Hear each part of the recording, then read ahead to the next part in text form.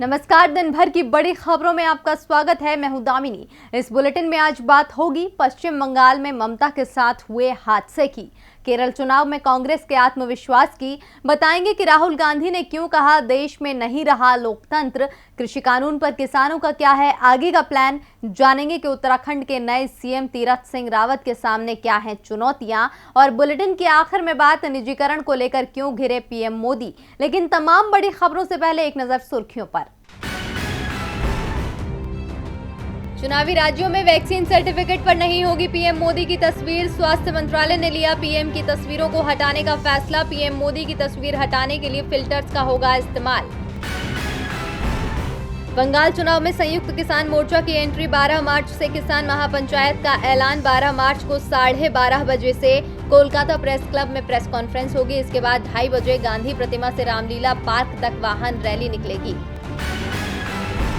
कमल हासन ने जारी की तमिलनाडु विधानसभा चुनाव के लिए एमएनएम के 70 उम्मीदवारों की पहली सूची। एमएनएम गठबंधन में एसडीपीआई को भी शामिल करने का किया ऐलान। एसडीपीआई को दी गई हैं 18 सीटें।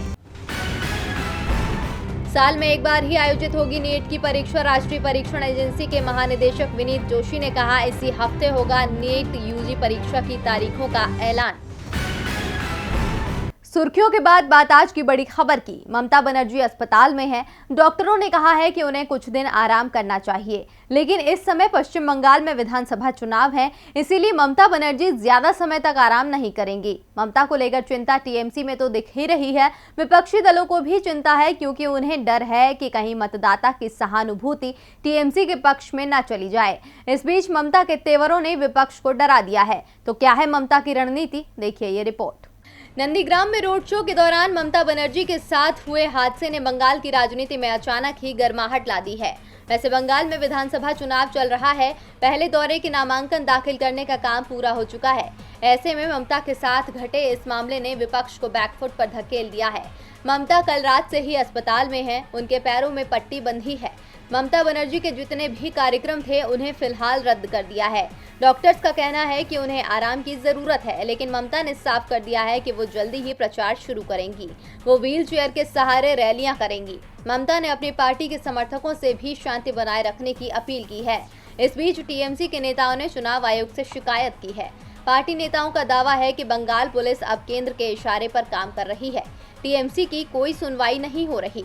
टीएमसी के निशाने पर जहां बीजेपी है, तो वहीं विपक्ष इस पूरे मामले को नौटंकी मान रहा है। कांग्रेस नेता अधीर रंजन चौधरी ने कहा कि ये सहानुभूति बटोरने के लिए सियासी पाखंड है। ममता को लगा कि नंदीग्राम में जीतना मुश्किल है, तो उन्होंने चुनावों से पहले ये नौटंकी रची है। वो केवल मुख्यमंत्री नहीं, पुलिस मंत्री भी हैं। क्या आप यकीन कर पाएंगे कि पुलिस मंत्री के साथ एक भी पुलिस नहीं थी? उधर बीजेपी ने भी कुछ चश्मदीदों के हवाले से पूरे घटनाक्रम को ममता का पाखंड ही बताया है। प्रदेश बीजेपी के ट्विटर हैंडल से ट्वीट किए गए हैं, जिनमें कहा जा रहा है कि ममता बनर्जी को किसी ने धक्का नहीं दिया है। अब राजनीतिक दलों के इन बयानों से साफ है कि घटना को लेकर हर कोई लोगों को साधने की कोशिश कर रहा है, लेकिन साफ है कि ममता के साथ हादसे से विपक्ष की नींद उड़ गई है। बंगाल में मुकाबला मुश्किल है। बीजेपी के अलावा कांग्रेस वामपंथियों के साथ मिलकर ममता बनर्जी को चुनौती दे रहे हैं। बंगाल में भले ही कांग्रेस वामपंथियों के साथ हो, लेकिन केरल में दोनों एक दूसरे के खिलाफ हैं। केरल में सरकार वामपंथी गठबंधन की है और उसे चुनौती मिल रही है कांग्रेस से। चुनाव में सीपीएम की ओर से 25 विधायकों के टिकट काट दिए गए हैं, जिससे सीपीएम में बगावत देखी जा रही है और कांग्रेस इस मौके को भुनाने में जुट गई है। तो क्या है कांग्रेस की रणनीति, देखिए ये रिपोर्ट। केरल विधानसभा चुनाव से पहले अभी तक जितने भी चुनावी सर्वे आए हैं, उनमें एलडीएफ की बड़ी जीत का अनुमान लगाया जा रहा है। लेकिन ये सब तब था जब एलडीएफ के सबसे बड़े घटक सीपीएम में टिकट का बंटवारा नहीं हुआ था। लेकिन टिकट बंटवारे के बाद हालात बदल चुके हैं। सीएमपी में जबरदस्त बगावत देखी जा रही है। पार्टी में असंतोष बाहर आता दिख रहा है और ये सब हुआ है पी विजयन की नीतियों के कारण। सीपीएम ने इस बार 2 टर्म नॉर्म के नाम पर 5 मंत्रियों सहित 25 विधायकों के टिकट काट दिए हैं। जिन विधायकों के टिकट काटे गए हैं वो विजयन विरोधी खेमे के माने जाते हैं। इसे यूं भी समझा जा सकता है कि जो विधायक पार्टी में विजयन से सवाल करते थे, उन्हें टिकट नहीं दिया गया है। केरल में इस समय सीपीएम में दो मजबूत नेता माने जाते हैं, जिनमें पी विजयन के अलावा दूसरा नाम पूर्व सीएम बीएस अच्युतानंदन का है। अच्युतानंदन पहले ही ऐलान कर चुके थे कि वो चुनाव नहीं लड़ेंगे, लेकिन विजयन ने 2 टर्म नॉर्म के सहारे अच्युतानंदन समर्थक सभी विधायकों को भी किनारे लगा दिया है। पिनराई सरकार में वित्त मंत्री रहे टीएस थॉमस इसाक हो या फिर ए के बालन और जी सुधाकरण या फिर विधानसभा स्पीकर पी रामकृष्णन, इन सब के टिकट काट दिए गए हैं। लेफ्ट के गढ़ कुन्नूर से मंत्री पी जयराजन का टिकट कटने पर उनके समर्थकों का गुस्सा सड़क पर देखा जा रहा है। ये हालात पूरे राज्य में दिखाई दे रहे हैं। पार्टी को भी अब साफ साफ लगने लगा है कि यह असंतोष जल्द नहीं थमा तो केरल में सत्ता वापसी मुश्किल हो जाएगी। सीपीएम में असंतोष फैला तो कांग्रेस को मौका मिल गया। कांग्रेस की ओर से भी अब इन सीटों के लिए नए सिरे से रणनीति तैयार की जा रही है। कांग्रेस की रणनीति तय है कि यदि सीपीएम को उसके गढ़ में घेर लिया गया तो केरल में जीत का रास्ता साफ हो जाएगा। विजयन के फैसले ने कांग्रेस को मौका दे दिया है। एलडीएफ के गठबंधन सहयोगी भी इसे स्वीकार कर रहे हैं कि विजयन का अति आत्मविश्वास केरल में गठबंधन की संभावनाओं पर भारी पड़ सकता है और अब तक एलडीएफ को जो बढ़त मिलती दिख रही थी वो कड़े मुकाबले में बदल चुकी है। केरल में विधायकों के टिकट काटे जाने से सीपीएम मुश्किल में दिखाई दे रही है। सीएम विजयन पर आरोप है कि वो मनमानी कर रहे हैं। मनमानी के आरोप तो मोदी सरकार पर भी लग रहे हैं। कांग्रेस सांसद राहुल गांधी ने तो यहां तक कह दिया है कि देश में अब आजादी बची नहीं है। देखिए ये रिपोर्ट। देश में लोगों को बोलने की आजादी, धर्म की आजादी से लेकर अधिकारों को आजादी दी गई है। तभी तो भारत के लोकतंत्र को दुनिया का सबसे मजबूत लोकतंत्र कहा जाता है। लेकिन जब से मोदी सरकार आई है तब से लोकतंत्र को लेकर सवाल उठते हैं। यहाँ तक कि कई रिपोर्ट्स ऐसी सामने आई हैं जिसमें कहा गया है कि मोदी सरकार के राज में लोगों से अधिकार वापस लिए जा रहे हैं।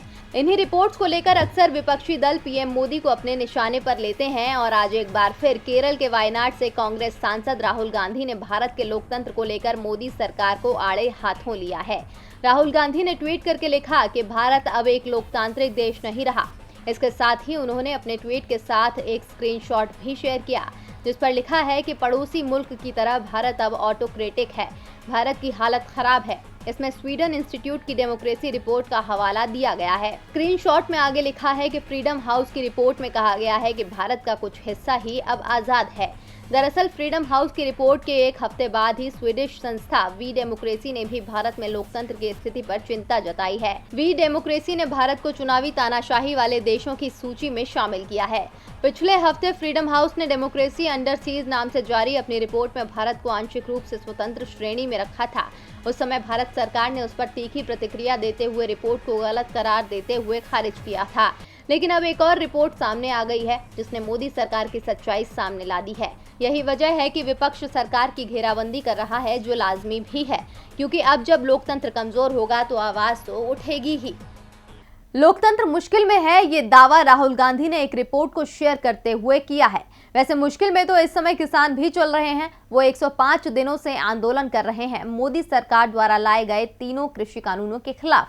किसानों की मांग है कि सरकार इन्हें वापस ले, लेकिन सरकार इसके लिए तैयार नहीं है। किसान भी अड़े हैं और उन्होंने अब भारत बंद का ऐलान कर दिया है। तो कब है भारत बंद, देखिए ये रिपोर्ट। किसान आंदोलन जब शुरू हुआ था तब आंदोलन की गूंज आज से कहीं ज्यादा दूर तक सुनाई दे रही थी, लेकिन आज के हालातों को अगर देखा जाए तो हर तरफ यही चर्चा है कि किसान आंदोलन अब कमजोर पड़ रहा है। इसी को देखते हुए किसानों ने नई रणनीति बनाई है जो पहले से काफी अलग है। किसान अपने आंदोलन को तेज करने के लिए अब न पैदल मार्च का सहारा लेंगे और न ही ट्रैक्टर मार्च का।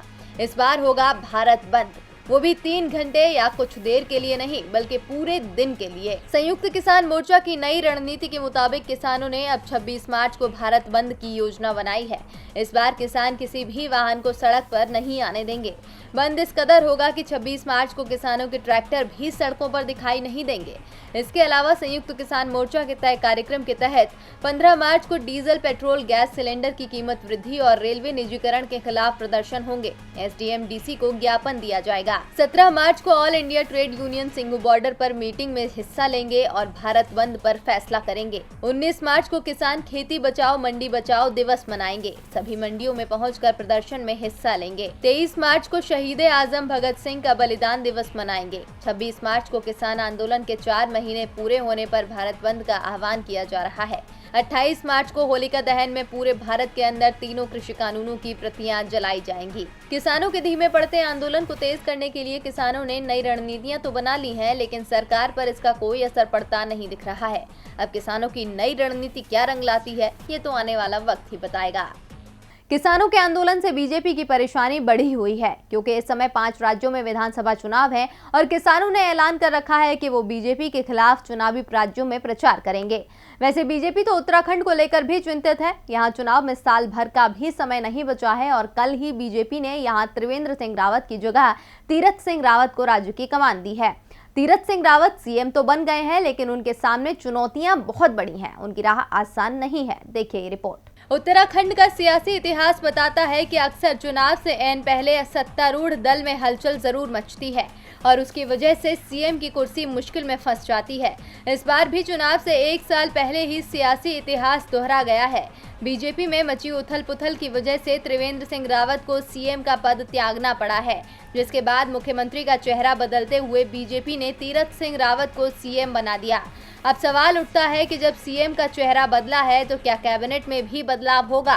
क्या त्रिवेंद्र सिंह रावत की तरह उनके करीबियों की कुर्सी जाएगी? इन सवालों के बीच अटकलों का दौर भी जारी है। कहा जा रहा है कि सीएम तीरथ सिंह रावत के मंत्रिमंडल का गठन जल्द होगा। मंत्रिमंडल में सीएम समेत कुल मिलाकर 12 लोग शामिल होंगे। अभी लंबे समय से मंत्रियों के 3 पद खाली चल रहे थे। इन 3 पदों को लेकर लंबे समय तक जोर आजमाइश चलती रही। हालांकि अब नए सिरे से मंत्रियों के सभी पद भरे जाते हैं तो 3 नए मंत्री बनेंगे। बाकी एक सीएम के अलावा 8 पुराने मंत्रियों में कुछ ड्रॉप भी हो सकते हैं। माना जा रहा है कि पुराने मंत्रियों में ड्रॉप होने का खतरा सबसे अधिक उन लोगों पर होगा जो उम्मीद के मुताबिक प्रदर्शन नहीं कर पाए हैं। ऐसे मंत्री पिछली बार भी त्रिवेंद्र सरकार के निशाने पर थे और इस बार भी उनके ऊपर गाज गिरने की अधिक संभावना जताई जा रही है। ऐसे मंत्री जिनके विभागों में सबसे अधिक विवाद रहे, उन पर भी तलवार लटकी रहेगी। हालांकि कुछ मंत्री ऐसे भी रहे जिन्होंने बेहतरीन काम किया, उनका प्रमोशन भी हो सकता है। मंत्रिमंडल में जगह बनाए रखने के लिए सभी ने एड़ी चोटी का जोर लगा दिया है। इसके लिए दिल्ली के संपर्कों को भी खंगाला जा रहा है, जबकि कुछ नेता आरएसएस की शरण में पहुंच गए हैं। माना जा रहा है कि मंत्रिमंडल में तीरथ सिंह रावत को क्षेत्रीय संतुलन साधना होगा। गढ़वाल कुमाऊं के साथ ही पहाड़ मैदान का भी संतुलन बनाए रखना होगा। लेकिन अगर इस सियासत में सीएम तीरथ सिंह रावत फेल हो जाते हैं तो पहाड़ में बीजेपी की परेशानी बढ़नी तय है। तीरथ सिंह रावत की राह मुश्किल भरी दिख रही है। अभी तो उन्होंने अपने मंत्रिमंडल का गठन भी नहीं किया है। कई विधायक मंत्री बनने की लाइन में हैं। देखना है किसे मौका मिलेगा और किसे इंतजार करना होगा। वैसे इंतजार तो देश का युवा भी कर रहा है नौकरी का, लेकिन सरकार नौकरी दे नहीं रही है। तो क्या है युवाओं का कहना? देखिए रिपोर्ट। पिछले दिनों सोशल मीडिया पर, खासकर ट्विटर पर मोदी रोजगार दो, मोदी जवाब दो का हैशटैग खूब चला। इस हैशटैग को मीडिया में सुर्खियां भी खूब मिली, लेकिन अगर कुछ नहीं मिला तो वो था देश के बेरोजगार युवाओं को मोदी सरकार से जवाब। खैर, इस समय देश के युवाओं के लिए सबसे गंभीर मुद्दा इस समय बेरोजगारी है। रोजगार न मिलने से युवा बेहद परेशान हैं। वहीं महामारी की वजह से रोजगार के अवसरों में बेतहाशा कमी आई है। बावजूद इसके ज्यादातर युवाओं की पहली पसंद सरकारी नौकरियां ही हैं। ये आंकड़ा अब निकल कर सामने आया है। एनईएस प्री पोल 2019 के दौरान 25% युवा भारतीयों ने लोकसभा चुनाव में मतदान करते समय बेरोजगारी की समस्या को सबसे बड़ा मुद्दा बताया था। यह अनुपात देश के सेंट्रल में 29% और उत्तरी भागों में 34% अधिक था, जिसमें ज्यादातर दक्षिण पूर्व 16% की तुलना में हिंदी भाषी राज्य शामिल थे। आपको बता दें कि देश में मई 2020 में हुए एक सर्वे के अनुसार बेरोजगारी दर 24.3% तक पहुंच गई थी। बाद में इसमें थोड़ा सुधार तो हुआ, लेकिन मोदी सरकार के दूसरे कार्यकाल में बेरोजगारी दर अभी भी उच्च स्तर पर बनी हुई है। बेरोजगारी की समस्या से जूझ रहे युवाओं की स्थिति गांव, कस्बों और शहरों में एक जैसी ही है, या यूं कहिए कि ये पूरे भारत के लिए एक चिंता का विषय है। देश में हर साल 15 से लेकर 55 वर्ष की उम्र वाले लगभग 2 करोड़ लोग रोजगार की तलाश में निकले हैं, लेकिन उनमें से ज्यादातर हर साल बेरोजगार रह जाते हैं। ये भारत में रोजगार की एक निराशाजनक स्थिति की ओर इशारा करता है। और बुलेटिन के आखिर में बात सरकार की निजीकरण की नीति की। देश विकास की तरफ बढ़े या ना बढ़े, लेकिन मोदी सरकार के राज में निजीकरण जरूर रफ्तार पकड़ता जा रहा है। अगले 4 साल तक सरकार केवल प्राइवेटाइजेशन पर ही जोर देने वाली है, जिसकी झलक बजट में ही देखने को मिल गई थी। और अब निजीकरण के लिए सरकार का प्लान भी तैयार हो चुका है, जिससे साफ है कि अब सरकारी कंपनियों को निजी हाथों में जाने से कोई नहीं रोक सकता। मोदी सरकार ने देश की जनता को अर्थव्यवस्था को $5 ट्रिलियन तक ले जाने का सपना दिखाया है, लेकिन आज की स्थिति के हिसाब से क्या ये संभव है? ये सवाल इसीलिए क्योंकि आज देश की अर्थव्यवस्था उस कगार पर आकर खड़ी हो गई है जहां से वो लाल निशान से हरे निशान की तरफ बढ़ ही नहीं पा रही है। अब मोदी सरकार इस स्थिति के लिए केवल स्वास्थ्य मुसीबत को जिम्मेदार बताती है, लेकिन कहीं न कहीं मोदी सरकार की नीतियों की नाकामी की वजह से देश की जनता को निराश होना पड़ रहा है और उसका हर्जाना भी चुकाना पड़ रहा है, क्योंकि सरकार अपने खजाने को भरने के लिए लगातार निजीकरण को बढ़ावा दे रही है। कहा जा रहा है कि अगले 4 साल में निजीकरण के जरिए 5 लाख करोड़ रुपए जुटाने की तैयारी चल रही है। इसके लिए 100 सरकारी एसेट की लिस्ट बना ली गई है। इन सरकारी संपत्तियों में toll road, port, cruise terminal, telecom infrastructure, oil एवं gas pipeline, transmission tower, railway station, sports stadium, mountain railway, operational metro section, warehouses और कमर्शियल कॉम्प्लेक्स शामिल हैं। कहा जा रहा है कि इसी हफ्ते एसेट मोनेटाइजेशन को लेकर आयोजित एक वर्कशॉप में निवेश और लोक संपत्ति प्रबंधन विभाग ने मंत्रालयों और राज्य सरकारों से अपील की है कि वो इस प्रक्रिया में तेजी लाएं।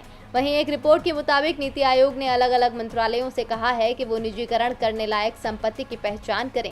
नीति आयोग ने निजीकरण की दिशा में सरकार को तेजी से बढ़ने का सुझाव दिया है, इसीलिए तमाम प्रक्रियाओं को ध्यान में रखते हुए अभी से तैयारी शुरू करने का निर्देश जारी। 10 अलग अलग मंत्रालयों और पब्लिक सेक्टर एंटरप्राइजेस की 31 महत्वपूर्ण संपत्तियों की पहचान की जा चुकी है और इसकी लिस्ट भी संबंधित मंत्रालयों को सौंपी जा चुकी है।